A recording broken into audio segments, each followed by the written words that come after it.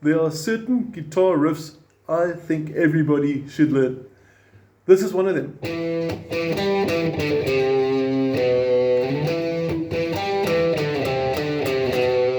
It's the basic two parts for Seven Nation Army by White Stripes. Now, I'm going to take you step by step through it the whole way through, but first we need to focus on what does our fretting hand do. I'm assuming you got the tab sheets in front of you. If you don't, drop me a WhatsApp, I'll be happy to help. And you'll notice that we're going to start with a 7, which will be finger number 3, 7th fret, 5th string from the bottom. So that's my first note. Should sound like this. You play that note twice, because if you look at the tab sheet, there are 2 7s with a bit of a gap between them. So it's like that for starters. Now, after you've played the second 7, your first finger comes into play, and it'll be the 5 on the 4th string. If you look at the tab on the PDF, you'll notice that the first 5 isn't on the same line, it's on the line above it, which indicates you've changed strings. So from the 5th string onto the 4th string.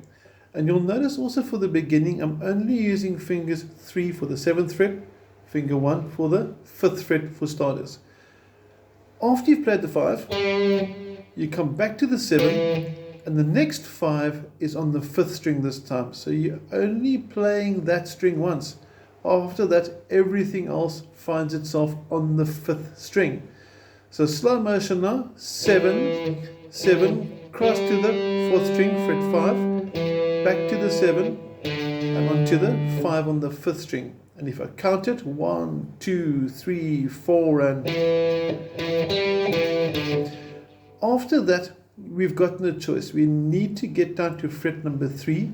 So even though we haven't moved the hand yet, we have to now. And notice I'm using the first finger for the 3rd fret. And then after that, you got a 2, and the first finger has to move again. So taking you through slowly, I'm going to count you in. So if you want to play through along with me, you can, or you can just watch the video first. 2, 3, 4, and I'm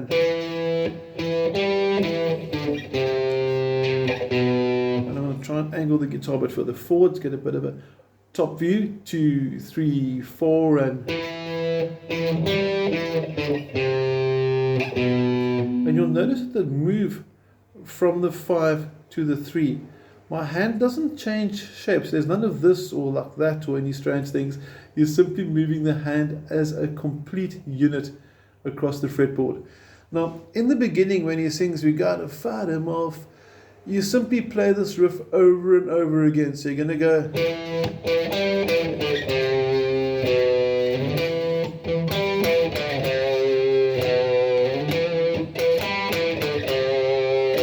over and over again till you get to the end of the verse where he sings "Behind a Cigarette." Let that be your cue to tell you that you're going to change. Now, if you're playing acoustic, your sound will probably sound more like this. In other words, you're not going to have that overdrive setting. Also sounds cool. And if you want to get more like the original and emulate the bass intro, try this. It's called palm damping. At the back of you here, we've got this bridge. Those are called saddles. And I'm going to rest my palm on the saddles, slightly touching the string. So when I play the string, they're slightly muffled. And this is referred to as palm muting or palm damping. It's normally indicated by a PM on your tab sheets. But this sounds pretty cool, almost like the original. Because the song starts off really, really slow. And even if you want to use overdrive, you can still get quite a nice damping effect. And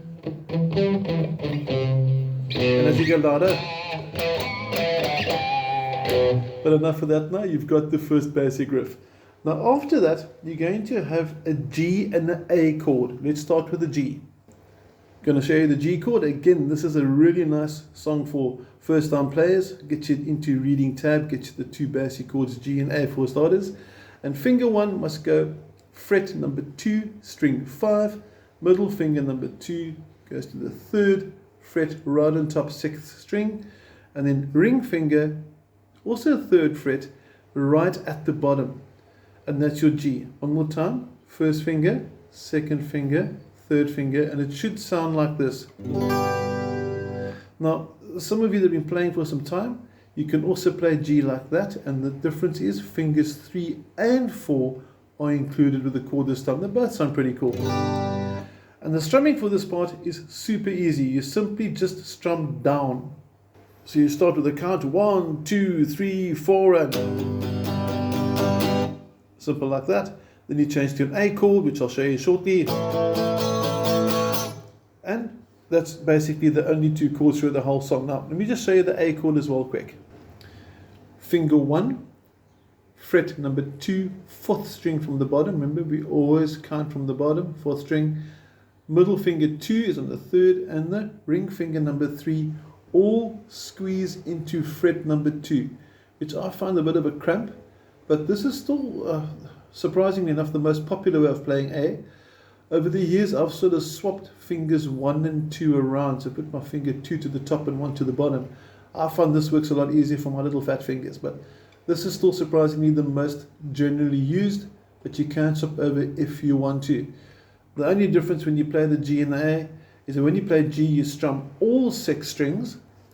So it's 1 and 2 and 3 and 4 and when you switch to A, switching across here, you strum from the 5th string. And notice you're not actually playing the 2 bottom strings. This is quite a nice song to jam if you accidentally break a 1st string. That's going to be the G and the A before it goes to the chorus. And the chorus is going to have a nice little twist on the basic riff that you learned at the beginning. Okay, you've just done G and A, and you've learned this as well at the very beginning of the video. And now we've got a modification. The second time does this. Now let me break that down for you. It's actually really quite straightforward, but the finger positioning, which fingers we use, is sort of quite important. We start the same. What's fingers 3 and 1? 3rd, 1st finger, and now we have to move back to the 3, and you'll notice 2 new notes. It's a 5 and another 3 that are placed inside the riff before you go into 2. Now I have seen some students do this, and watch the movement. And what's happening over there, we're moving unnecessarily. So you don't want to go from the 3 to the 5, back to the 3, back to the 2 with only 1 finger. We'd rather do this, because there's only 1 hand movement there. So here's my deal for the second riff. 1, 2, 3, 4. And there you have it. Now on this structure, let's put everything together now. And when I say everything together, I'm referring to the chorus part. Now I'm assuming that you've got the G and the A under wraps. You're doing it on clear sound. And then we're going to go from the G to the A. We're going to play riff 1 and riff 2. Back to riff 1, back to riff 2, G again, A again, and then start from the beginning of the song. Let's do that together. Got your G in place. 1, 2, 3, 4, and there's your A.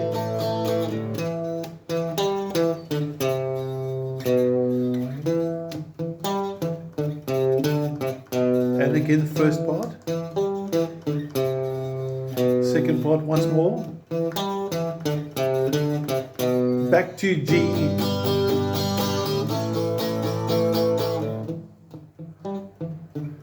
And then I'm playing especially quiet, because the dynamics of the song, and when I say dynamics, I mean the loud and soft are quite important. And after the big sort of raucous loud, da, da, da, da, da, that part there with the G and A, we want to go from very loud to very soft to get that contrast, the dynamic. And if you're playing overdrive and you happen to know power chords, replace the G chord with this. You can use fingers 1 and 3 or 1 and 4, and you're placing finger 1 on the 3rd fret. Pinky or ring finger, you can choose ring or pinky, at the 5th fret of the 5th string, and you only strum the top 2 strings. That's a G power chord. So you replace the normal G chord, the G power chord, you replace a normal A chord with the A power chord, and the A power chord is the same shape as G, but frets number 3 and 5. I simply move 2 frets up to 5 and 7. This is A. And now if I want a nice loud version for the chorus, I go G, A,